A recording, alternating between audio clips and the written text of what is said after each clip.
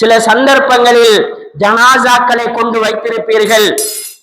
முன்னாடி உரை நிகழ்த்துவதற்கோ அல்லது தொழுகை நடத்துவதற்கோ தொழுகை சம்பந்தமாக சொல்ல வருவதற்கோ அழைக்கிற நேரத்தில் எல்லாம் உள்ளத்தில் ஒரு உணர்வு, இவர் தொழாதவர் தானே, இவருக்கு இஸ்லாம் என்ன தீர்ப்பை சொல்லி இருக்கிறது, இவர்களுக்கு நாங்கள் செல்ல வேண்டுமா, நன்மை கருதியே தவிர மனப்பூர்வம் என்று ஒன்று இருக்கிறது சகோதரர். உள்ளார்ந்த ஒரு இபாதத்தை செய்கிற தன்மை இருக்கிறது. நேசித்து செய்வது, நேசித்து பிரார்த்தனை செய்வது. மையத்து வீடு என்பது, மரணம் என்பது அந்த இடத்தில் உள்ளார்ந்து நெஞ்சார்ந்து நின்று துவா கேட்க வேண்டும்.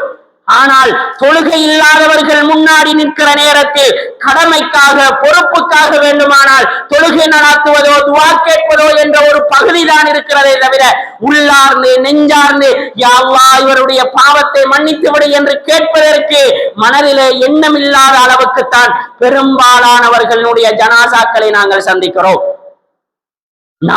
நான் என்ற அந்த வார்த்தைக்குள் வரவில்லை. பெரும்பாலான சகோதரர்கள், உறவுகள் பேசிய செய்தியை உங்களிடம் சொல்லுகிறேன் சகோதரர்கள்.